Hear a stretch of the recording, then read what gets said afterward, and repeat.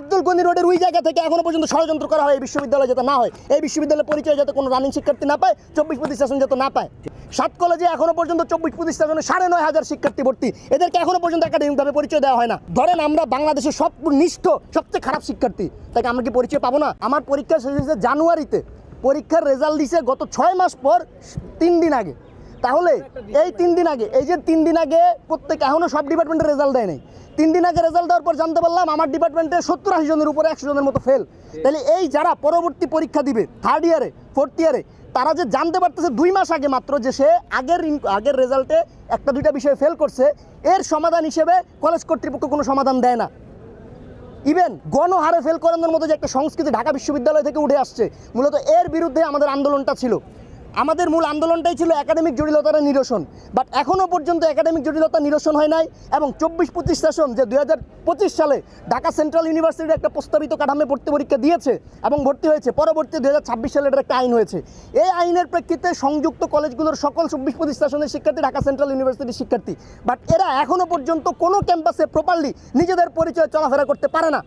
নিজেদের পরিচয় যদি সেন্ট্রাল ইউনিভার্সিটির শিক্ষার্থী বলে, ক্লাস থেকে বলা হয় তোমরা ক্লাস থেকে বেরিয়ে যাও, সেন্ট্রাল ইউনিভার্সিটির কোনো অস্তিত্ব নাই। শিক্ষকরা যদি এই ধরনের আচরণ করে তাহলে শিক্ষার্থীরা কোথায় যাবে? আমাদের বিশ্ববিদ্যালয় আইন, এটা তো সরকারি একটি আইন এবং সরকার এটা প্রতিষ্ঠা করছে, গণপ্রজাতন্ত্রী বাংলাদেশ সরকার। তাহলে আইনের পরিপন্থী সিদ্ধান্ত যখন এরা বাস্তবায়ন করতে চায়, তখন সরকার থেকে এদের বিরুদ্ধে কেন আইনি ব্যবস্থা নেওয়া হয় না? আমরা যখন একটা আইনি ব্যবস্থার পক্ষে অবস্থান করে শিক্ষার্থী বান্ধব একটা সিদ্ধান্ত বাস্তবায়নের জন্য, পরিচয় নিশ্চিতের জন্য, অধ্যাদেশে যেটা আছে সেটা নিশ্চয়নের জন্য আমরা যখন পরীক্ষা বয়কট করে একটা সিদ্ধান্ত বাস্তবায়ন করি, তখন আমাদেরকে হুমকি দেওয়া হয় তোমাদের ছাত্রত্ব বাতিল করা হবে, পুলিশে দিয়ে দেওয়া হবে। তাহলে প্রথম কথা হচ্ছে, যেই শিক্ষকরা ল ভায়োলেন্স করে আমাদের পরিচয় নিশ্চিত করতেছে না, তাদের বিরুদ্ধে সরকার এখনো পর্যন্ত কেন ব্যবস্থা নিচ্ছে না? 7 কলেজে এখনো পর্যন্ত 24-25 সেশনে 9,500 শিক্ষার্থী ভর্তি, এদেরকে এখনো পর্যন্ত একাডেমিকভাবে পরিচয় দেওয়া হয় না।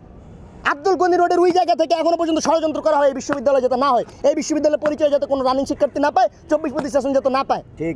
তাহলে আমরা আসলে শিক্ষার্থীরা কই যাব? ধরেন আমরা বাংলাদেশের সর্বনিষ্ঠ সবচেয়ে খারাপ শিক্ষার্থী, তাকে আমরা কি পরিচয় পাবো না? আমাদের কি পড়ালেখা করার অধিকার নাই? আমাদের একাডেমিক কারিকুলাম, আমার সমাজবিজ্ঞান বিভাগের 2য় বর্ষে একটা চ্যাপ্টার আছে, বিবাহ এবং লাভ ম্যারেজ নিয়ে পড়াশোনা করানো হয়। বিশ্ব চলে যাচ্ছে এআইতে, আমার আটকে রাখছে এগুলা। এরপর অনার্স পাস করার পর বলে যে এরা তো গরু, এরা তো চাকরি পায় না। তাহলে পুরো সিস্টেমেই তো সমস্যা। এই সিস্টেমটা চেঞ্জ করার জন্য সেন্ট্রাল ইউনিভার্সিটি মুভমেন্ট হয়েছে, বাট সেন্ট্রাল ইউনিভার্সিটি মুভমেন্টটা আব্দুল গনি রোড থেকে এখনও পর্যন্ত এরা যাতে না হয় সেটা চেষ্টা করা হচ্ছে। শিক্ষা মন্ত্রীকে আমরা আহ্বান করছি যে যদি এটার সমস্যার সমাধান না করা হয়, তাহলে আমরা আগামী 5 দিন পর যদি রাজপথে কর্মসূচি দেই, এর দায় সম্পূর্ণরূপে শিক্ষা সংশ্লিষ্ট কর্মকর্তাদের নিতে হবে। আমাদের দাবি হচ্ছে রানিং সকল শিক্ষার শাসনের শিক্ষার্থীদেরকে, যে বললাম গণহারে ফেল, তারপরে রেজাল্ট জট এবং সেশন জট, হ্যাঁ একাডেমিক সমস্যা, ইভেন পরিচয়, এই জিনিসগুলোর জন্যই তো বিশ্ববিদ্যালয় আন্দোলন আমরা করছি, 7 কলেজ আন্দোলন আমরা করছি। আপনারা যারা মিডিয়া পার্সন আছেন জানেন যে মূলত এইগুলার প্রেক্ষিতে প্রথমে সংস্কার আন্দোলন হয়, পরবর্তীতে সমাধান হিসেবে বিশ্ববিদ্যালয় উঠে আসছে। তাহলে বিশ্ববিদ্যালয় প্রতিষ্ঠা হয়েছে, শিক্ষার্থীদেরকে এখনও সমাধান দেওয়া হয় নাই। একটা আইন হয়েছে, ওই আইনের প্রেক্ষিতে শিক্ষার্থীরা যখন দাবি করে যে প্রশ্নে আমাদের বিশ্ববিদ্যালয়ের নাম থাকতে হবে, সেই আইনের বিপরীতে গিয়ে সরকারি সংশ্লিষ্ট আমলারা বলে যে আমরা তোমাদের এই পরিচয় প্রতিষ্ঠা করতে দিব না। তাহলে এই জিনিসগুলো তো আমাদের বিরুদ্ধে, আমাদেরকে মানসিকভাবে বিকারগ্রস্ত করে তুলতেছে।